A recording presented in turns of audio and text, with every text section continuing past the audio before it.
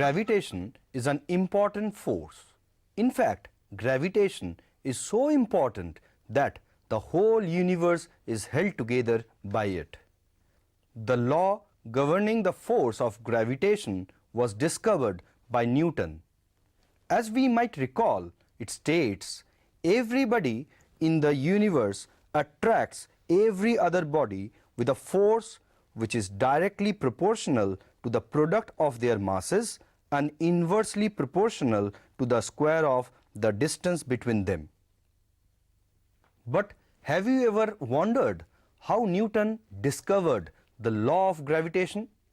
Isaac Newton, the great English scientist, lived between 1642 to 1727.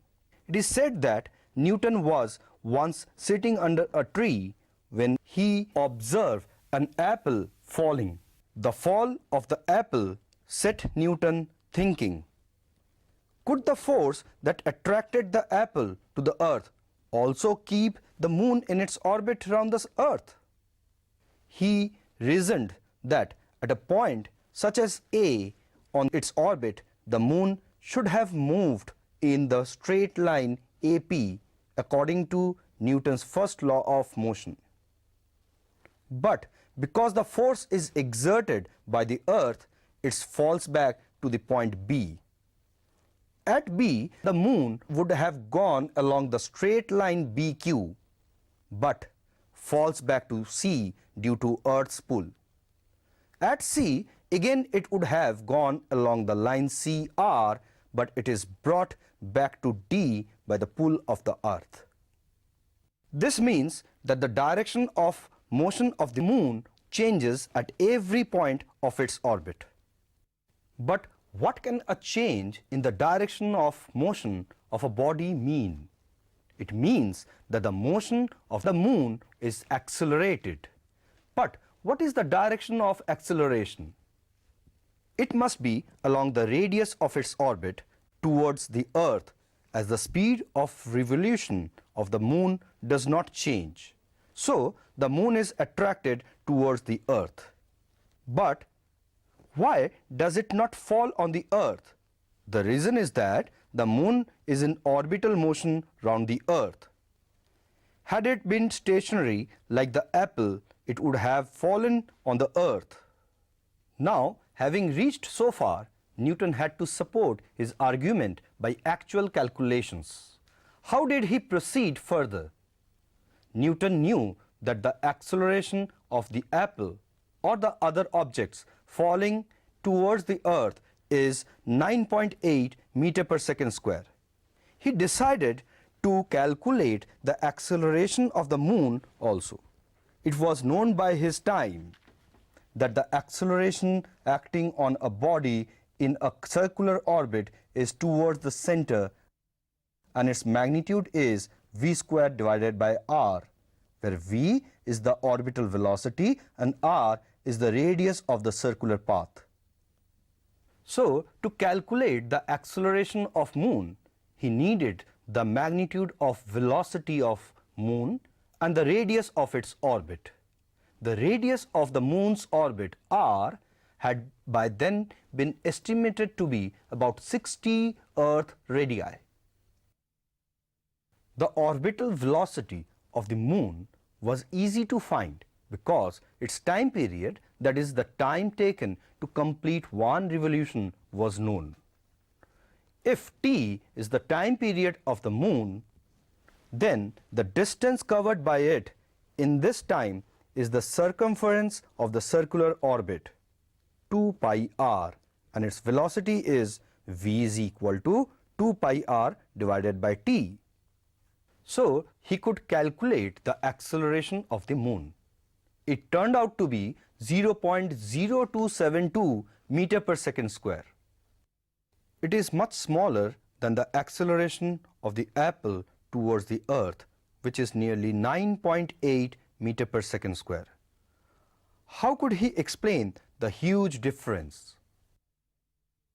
Newton now turned to Kepler's third law. Kepler died 12 years before Newton was born. Kepler's laws govern the motion of the planets round the sun.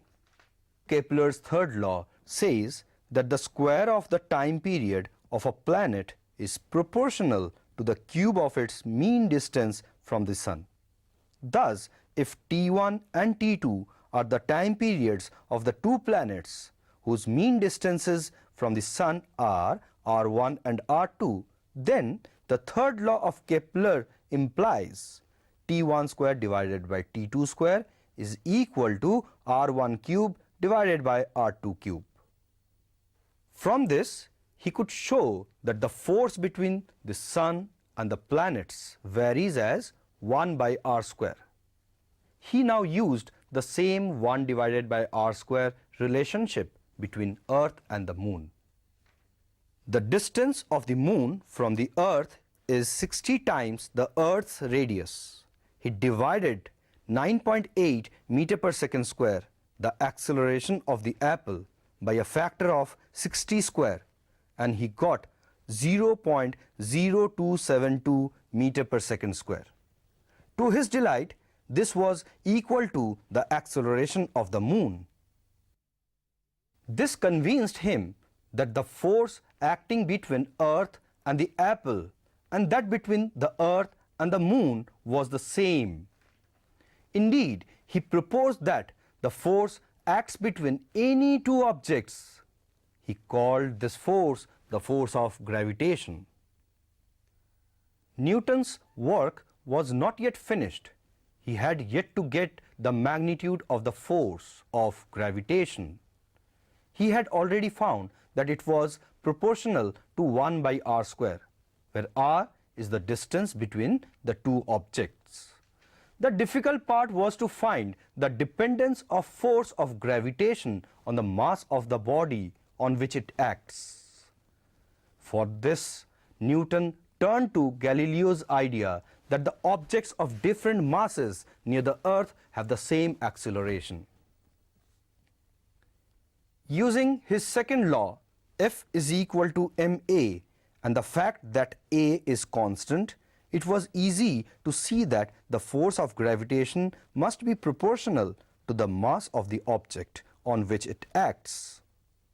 What about the mass of the object which exerts the force? Here, Newton used his third law. You know this law?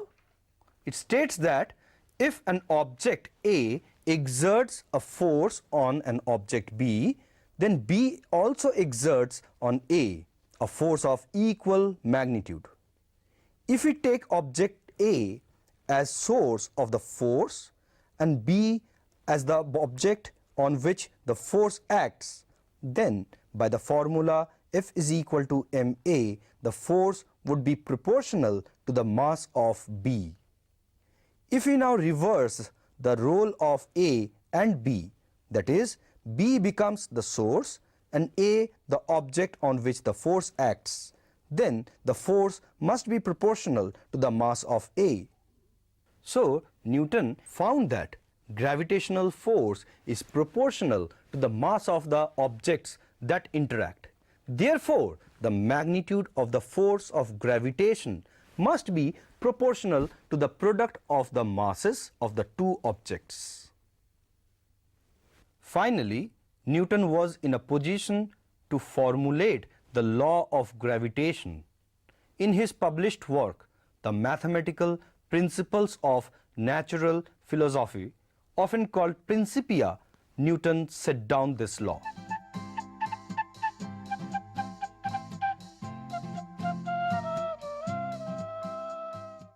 According to universal law of gravitation, the gravitational force between any two objects of masses m1 and m2 placed at a distance r from each other is given by g m1 m2 divided by r square.